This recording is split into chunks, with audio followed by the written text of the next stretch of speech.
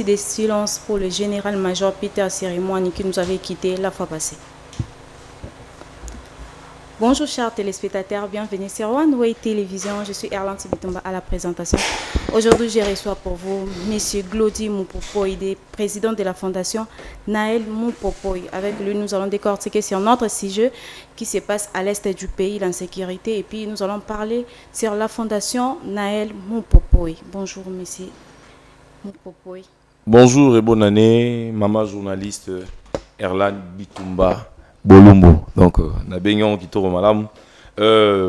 Bonjour na baimo kana ba kongomani ba pesa biso confiance pour que to ya ka partager à biso connaissance muke pour na mboka Congo na itando ike ya bango. Mais bonjour na bana mboka lokola jema mololo boutique d'habillement oyo endima na onkola tsaka mopandi sango na bango. Merci na yo maman. Merci beaucoup, M. Glody. Non, M. Glody, il y a insécurité où s'est passé dans l'est du pays. Aujourd'hui, nous sommes le 27 janvier 2025, alors que nous avons attaqué l'OPI le 26 janvier dans l'est du pays, côté Nabaka a déplacé, bombe quitté la qui kuna batu bazala qui dispersé et bazo informé que AM23 va occuper bandambu ya ba territoire ya RDC. Alors to éviter ce qui est vrai ou faux, mais c'est Glody Azawana pour nous clarifier biso ce qui est réellement possible ou réellement vrai. AM23 va occuper déjà ba territoire où ezala qui habitent des batoiseaux ba côté déjà ba gagner déjà aéroport ya Goma. Ce qui est vrai ou faux, mais c'est Glody. Oui, merci Nayo maman. Oui, il est vrai que ba kota ke pa na biso ba zwaki to ba occuper qui espace na biso moi muke. Na mwa ngonga o sika tozali koloba ya biso bilome mibali ba FRDC oyo ngana benga bango to na loba na bango tout est possible na bilome mibali wana bango déjà bazali kondongwa na bango et na ngonga muke pe bazali déjà kotindika bango pour que batika ya biso territoire parce que toyebi ke RDC malgré Kagame na batunaye ya mabe ya mitema mabe ba bomi lokola ba Corneille Nanga oyo bazana mission ya kosilisa peuple congolais kasi bakolonga te parce que Congo kotikala toujours moko pe tokozala toujours na unité nationale na sima ya mokonzi mboka Félix Antoine Tshisekedi ba imboka FARDC bazali ko poussa bango vraiment parce que depuis ba kotaki depuis Boutou ba koti me bitumbe zali makasi koleka par rapport ne ba bundare lobi nango général alobaki na bango na briefing avec bango bitumba o bolukaka yango nde bandi donc bilombe mibali batelemi bazali ko poussa bango mandoki bazo beta bango elongo la population et FARDC azotindika bango mais toyebi que si to comme au moins à 17h déjà qui me kokota naza sûr en tant que Congolais, vrai Congolais, nous assure. Nini salami pour bakota. Est-ce que zaki manque distraction? Salama qui na kati on a pour na bakomati côté ba franchir ba limite na bango ou comment? Non mais ngala on toza ba sodaté, tu ebi plan de guerre ndé salama raté. Mais na kati plan de guerre bango ba technique ni ba appliquer. Et alors le roi bango ba appliquer qui bango technique et sali ke bakota. Biso pe FARDC. Tu ebi na betando ike tozo landango FARDC pa kota kazu des territoires kuna na Rwanda akimisi même batu na des territoires na bango moko. Le FARDC benga ndé ba plan de guerre ndé salama. Kokota na reko ba vraiment distraction te mais ça peut-être temps na bango et permettre que bakota mais ya biso pe ngonga ngwane e koki parce que tozali ko bimisa bango libanda bakoti kala kozwa Goma te qu'il pleut ou qu'il neige bakoti kala kozwa Goma te Goma ezali ya biso e koti kala ya biso et biso na so ba congolais toza derrière FARDC bango bazo bunda kuna biso tozo sala guerre médiatique à la télévision biso to telemi pe na population to ko bima na banzela to ko tambola to ko sambela pona bango pour que kimie kota na ekolo ya biso Congo kitadi ke to kokate muninga zo ya na manduki amuna ke boko kokate kitadi ke to kokate yo kansi makila général major Peter Solomon ekendo fele bilonge mibalo ba okufa kuna ekendo fele ba mama veuve o baza wana makila ba na bango ya mibali na bango ekendo fele aux assure que bano amiki abomi ba bébé o Kagame abomi ba otika la bongo makila ba wekendo fele na yebisi yo Kagame c'est lui qui tuera par l'épée mourra aussi par l'épée non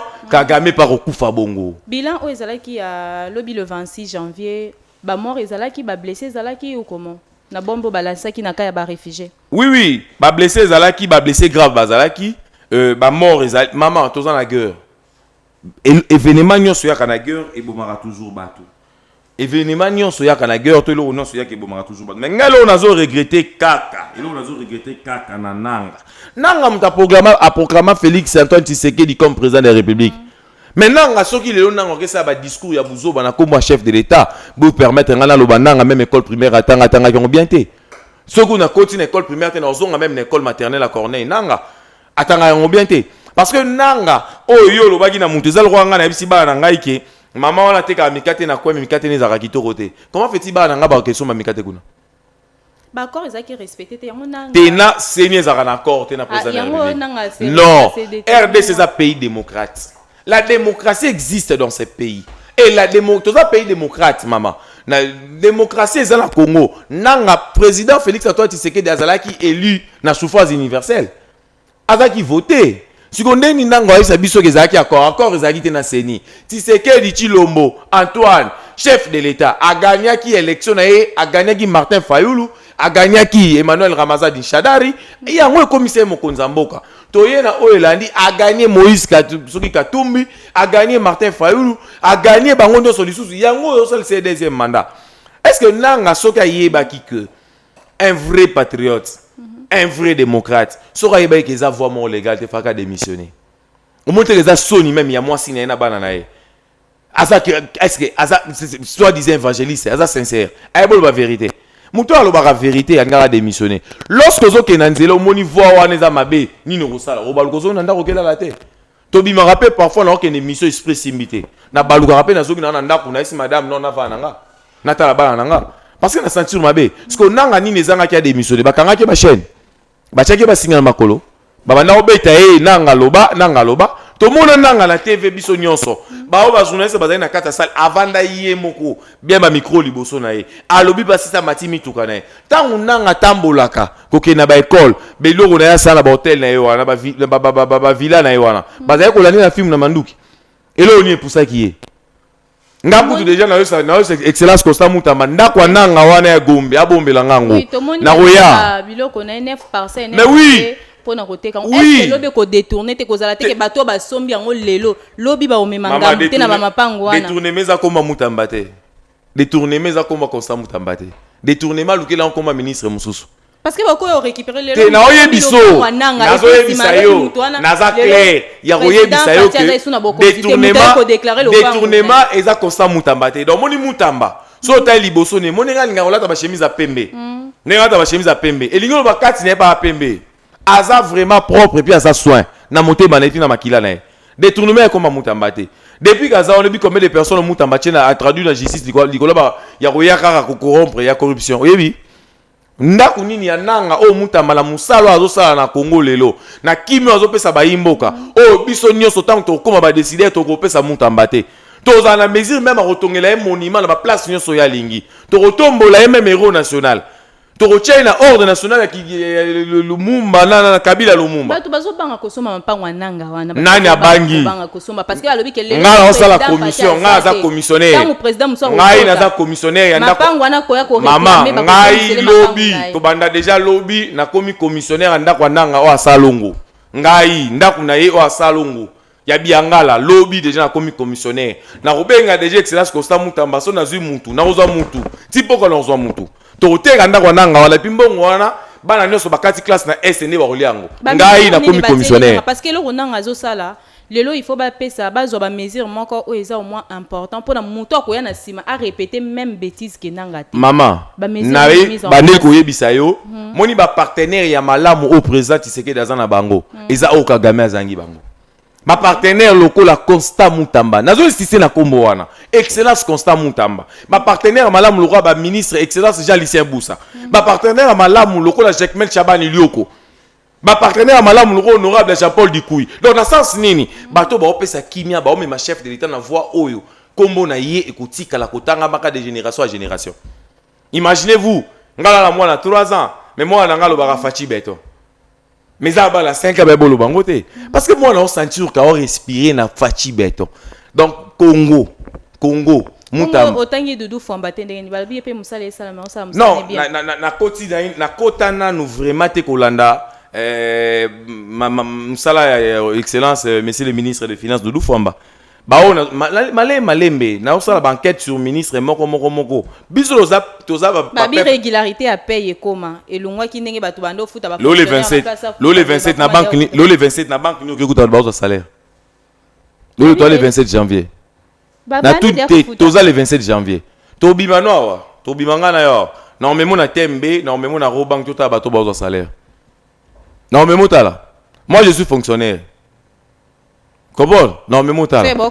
Te na koti kuna te. Nga na tangi Jalise Boussa. Nga na tangi Constant Moutamba. Nga na tangi Jacquemin Chabani Lioko. Nga na tangi bateau na omona na misu nanga. Que Moussa les a avancé.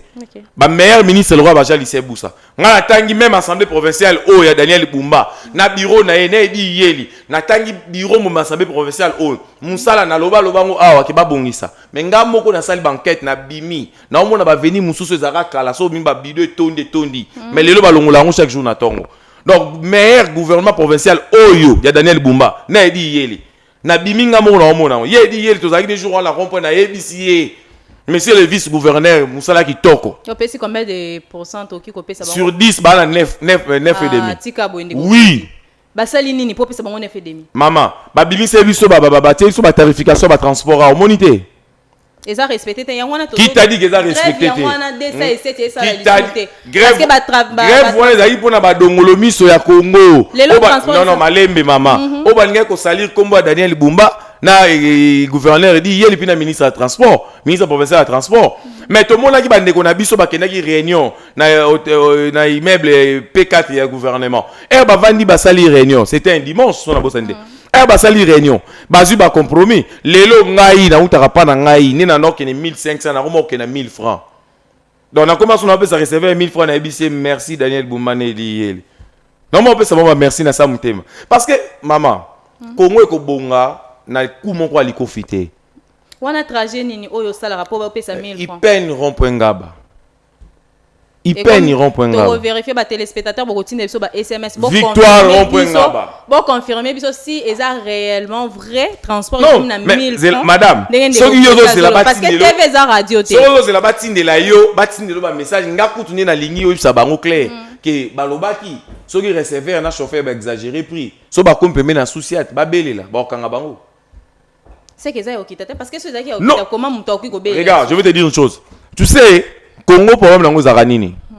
Congo mutu na mutu alingaka amema Congo selon yi na makanisi na ye. OK. Comprendre? La loi est dire mais tu es obligé de respecter yango. Pourquoi? Balobi na yo bino mosenga gouvernement qui t'a transport à Kitisi. À qui t'a plutôt carburant à Kitisi.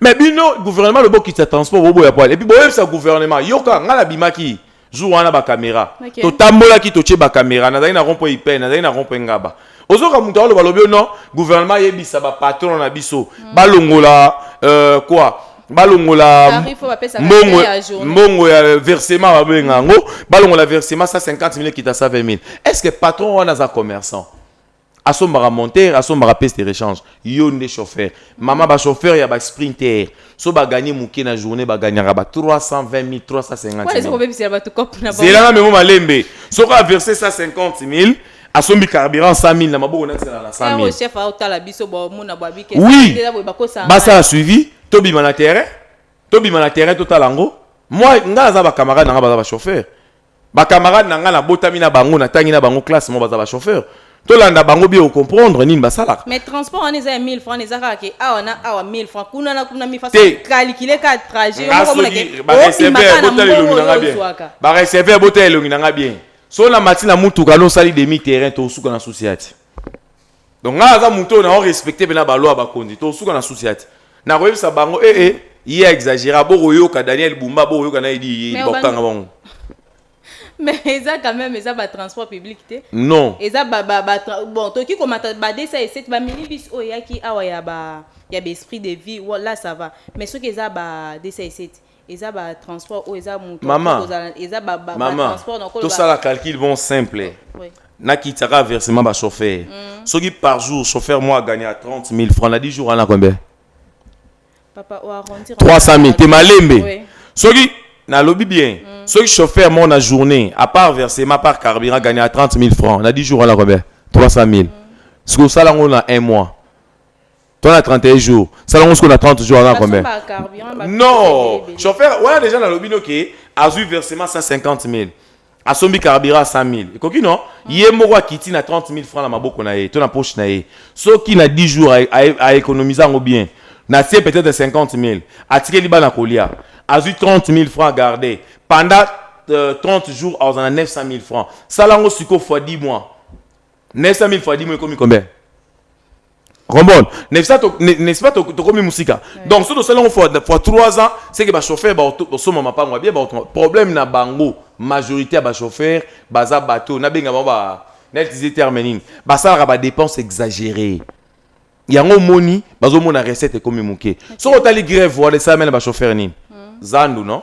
Ouais. On est 5 000. Ngaku na ufutate. On va 5 000. Na ufutate. Donc, ils ont raison, maman. Va respecter Oyo, gouverneur. Va respecter Oyo, gouverneur de la ville à Lobaki. Va respecter Oyo, Bakonzambo Kabalobi. Bato Sayango. Bato Sayango. Totika, toke de gauche à droite. Tolingi Kongo Bonga. Tolingi Kimeza na Congo. Toza obligé de respecter la loi. Va respecter bureau et assemblée provinciale. Va respecter Mamalobani, on se va lobby par gouverneur de la ville, na vice-gouverneur na Edi Yeli, et puis na président Levi Mouta, le président de l'assemblée provinciale. Va respecter un Ndeko. Merci beaucoup Ndeko Glody. Pour nous sujet à sécurité au tolobela qui n'a Ndeko Glody, tolobela siko opération d'orbe ou zéro kuluna et à la fin tolobela sur fondation nae, activité ni basala na katikuna, tolobela yango opération d'orbe ou zéro kuluna ozaki lancé. Vous êtes d'accord, vous êtes contre parce que comme dia ko boya. Nakoki jamais. Pardon, na lobi pena jamais. Na lobi jamais. Nakoki jamais cause la contre opération Ndobo. Kangai moni mu Constant Mutamba. So boche micro balader. Même so boke tout na ye. So za église ki mbangi, c'est tout za église mu. So za nzambe nga za mu di maliboso. Oh. Ya Mutamba oui. Pona. Tout ni pona. Mais Constant Mutamba musalo azo sala. O apesi kimia na ba commune. Tolobanini. Mama nga za mwana makala, negra ni na makala. OK. Na vai na veni Batandu, na vai na veni Lukusu. Na negra ni mwana makala. Commune nanga lelo o ezaki pasi na batu batambola. Même 2 heures, 3 heures. Mais lelo na zo information mutu moko azo yibisa ngai, masa nanga mo David Denago azo yibisa ngai biya ya nga roma ke somba nanga pe mapa na 2 heures. Nyawo pe sabana balia pona nini yango na profiter même pour saluer structure ya makala ya sika ozo kwa mama na cordon fortunadité. Pourquoi la lobby yango bana mboka ba mona ki même bourgmestre ba moni le général Dédé général Katende ki na ope sambote awa na colonel Liwanga ba moni bango ba présenter souci na biso ke to link komi na makala zo kimia ba tcheli biso lelo opération Ndobo zo sala makala te na ba policier mais opération Ndobo esa même na ba FRDC attack force so na commune sa makala okuta lieutenant Kabengele na lieutenant Marco azalaki na lieutenant Taylor bakei déjà on a te komi copie ba police ba komi kokanga ba biso za copie lelo kaka na tonga vana ya awa lieutenant Kabengele ya na mutuka ay kozwa ba civique wana nyonso baki na bango kotika bango na ki des droits problème na biso na mboka Congo to longola ko banga to soutenir ba konza mboka to soutenir ba konza mboka bazui likanisi wana opération Ndobo epesi kimia ndeko epesi kimia nga nazo yebisa yo droit de l'homme baboya yango balobi ke wana za ko gaspiller so mu droit de l'homme baboya yango aya to vana ba droit de l'homme wana so balingi baboya yango bien baya to mema bango na ba famille nyonso bakuna bakata maboko mwa mobalo bakata liboko aza wapilelo à l'hôpital comprendre baya to mema bango na ba famille nyonso oyo bakuluna bakata maboko o bakuluna bakata bango mitu baya na vantsa bango aza bandeko nanga lokwa ba Yves Mudiwa ba Binga Swedide Kasongo o ba viva ba réalité ya kuluna boye amoni makambu ya somo la misu na ye azangi lokwa koloba bo ba mécanisme nini batie pona ke ba innocent bazala ba victime ya mama toza ba intellectuel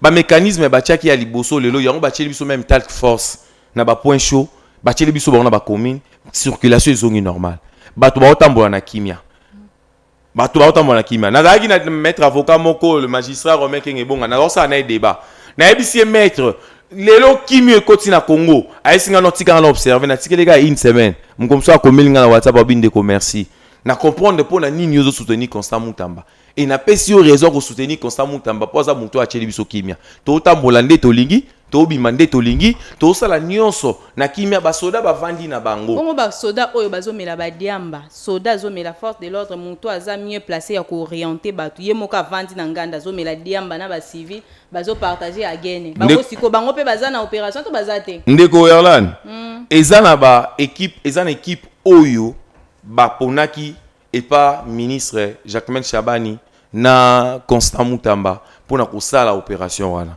balobi te ke policier ne sorta mbona nzela policier nde ye wana osala opération ndo ba okanga bato non comment identifier alors ba paye bani ba opération ndo bo so kuta na bango ye ba opération ndo bo bato msu ba ebite ko pesa bisa ta indice non mais eza makambo ya la police eza makambo ya armée ba secret na kati wana ngala na yebite eza secret ya armée même ngao na oloba na tana biba yebani mais non na kuta na ba cop to ko ba cop parce que ba te be ba oloba kelo ozo ba keza cop ozo ba langa keza non nani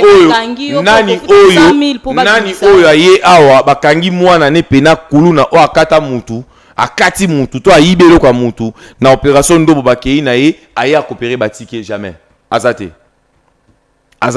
peut-être non assister na procès wana ngala na assistaki na procès na commune Kalamu na zayi wana ngamo mgonsu wana ti 23h na assistaki na procès na Lemba o amwa mbalo bakata liboko na zaki wana na landaki yango de près na accompagnaki maître Romeke ngobonga la maître Diji Kabasele j'étais là avec Jani Mazabi to vandaki wana to landi yango tozali komona biso nyonso et puis ba o bazali condamné ce n'est pas dit que bato nyonso ba ovanda na se wana ya tante ndi ba oza condamné ba oza la condamné non eza misu ba otika bango pe d'accord batali ke la dossier na ezaki na gravité afuti amande na ye akei parce que za l'état mais koloba te eza mutu te o ba otika na sentiment to komi kopazate azate ngala ye na uti rompenga bezana ba oyo sikoyo letina kabengela accompagner bango azui bango na ba poste union sur task force ake kotika bango na ki des droits parce que baza ba brigand donc opération ndo bonga na zo soutenir en 100% ngai no so Mutamba a osala bon balobi ke eloko ya lancé oyo afirma monsieur Constant Mutamba lancaki plus tard et que se retourner contre ye so ba lungwe lelo parce que au moins abomisi bato belé maman biso toza peuple congolais le Congo nous appartient et Mutamba aza biso Mutamba aza occidentaux te Gombon mamna lobby. Bato na ba na na TV ba saisir mamna lobby bien. Mutamba za biso, Mutamba congolais. Mutamba za français te. Mutamba ba belge te. Article alors comme belge te français te. Donc Mutamba za biso. Ba sa nyonso ba osa le lokote. Peuple congolais la sima Mutamba, peuple congolais bosa Mutamba la katika tozo memaye. Mutamba sali mabe ozala te. Oh nyonso ko meka ko toucher Mutamba na tongo. Akuta na biso na nzela na ye. To ya ko répondre. Mutamba opesa kimela mboka Congo. Congolais to la narba congolais te bilo muso to ça ba erreur et abimisa ki bana ba azaki na prison sans dossier muta samba ta kota prison era ya appliquer loi abimisi bango aloba nini abimisi bakuluna asali mabe aromona mais ba eba ite Mutamba za na deuxième option mais na deuxième option pesi bonso mato ipasse or ka Mutamba ndinga za na réflexe wana Mutamba za na troisième option zelango ko yati 2025 si le troisième option ndo ndima ke pourquoi ngana on soutenir Constant Mutamba. Toujours chuté déjà vers la fin de cette magazine. Tolo Belasiko Fondation Naël Mupopoi, oeza dirigé par Yemoko, Monsieur Glody Mupopoi. Monsieur Glody, betela biso lisola fondation na yo. Fondation Bandaka ezaka nini yango za nango besoin ba aider yo. Merci beaucoup. Nazalaki awa mikolo eleki na lobelaki likama matali Fondation Naël. Na lobaki po na ba formation au Fondation Naël azali ko organiser. OK. Pas saison na biso bandeko, au moment où tozo leka na betandoike kolobela makambo ko bongisa mboka bandeko muso bazaka distrait tango yango elekaka ndi bandeko baye ko bima ko benga problème eza boy Fondation Naël esalami déjà il y a 3 ans. OK. But ya Fondation Naël ezali ko lutter contre la délinquance parce que biso za bana makala to salaki yango pona ko permettre na ba jeune batika kuluna baya baye ko la musala ba apprendre ba métier pour que ba bima na esprit wana tonelo kwa mabio bazali ko sala. Et deuxièmement, tout ça là qui on peut soutenir ba maman muso bazali ko sa ba commerce, to faire avancer commerce na bango pour permettre na bango ba soutenir aussi ba scolarité ya ba na bango. Yango to ça la Fondation Naël. Fondation Naël et où tu organiser ba séance de formation awa to sali froid et climatisation to sali conduite automobile et ça qui gratuit mais ba tu ba participer qui muki donc tozala na calendrier na biso na mikolo mikoya to ko lancer lisusu ba formation ekoya to ko lancer sous activité oyo et ko permettre na biso mboka to faire avancer un peu calendrier de soto idée na biso tozala ki le 17 janvier na terrain à Michoni na honorable Diabanza Mwanene honorable Jean-Paul Dikoui Socrate Mubengai tozala ki na bango nyonso to vanda ki elongo to yoka ki meeting to sambela ki pona Congo mais na suka lango ba honorable lokola Jean-Paul Dikoui apesa ki ba enveloppe na ba mama oyo bazali ko sala commerce pour que ba faire avancer ba comme ezala ki gratuit. OK.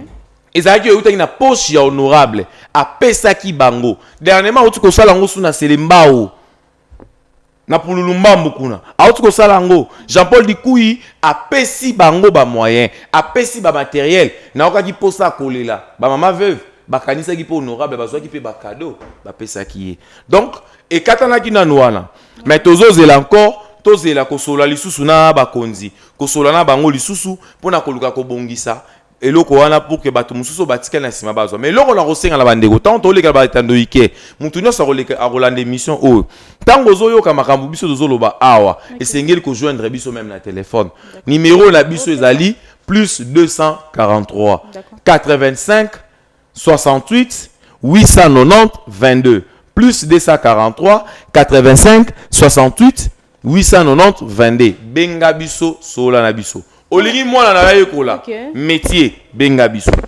inscription est gratuit formation est gratuit et donc ça la ma partenariat na fondation Jean-Paul Dikoui ba formation ni na kati kuna tozo pesa maroquinerie tozo pesa make-up tozo pesa froid et climatisation tozo pesa auto école conduite automobile tout ça la nyonso même peinture tozo laksa ba bilenge nenga ko salango donc tozali quand même bato yo to salami kaka n'esprit à Constant Mutamba pour tout sunga population va avancer.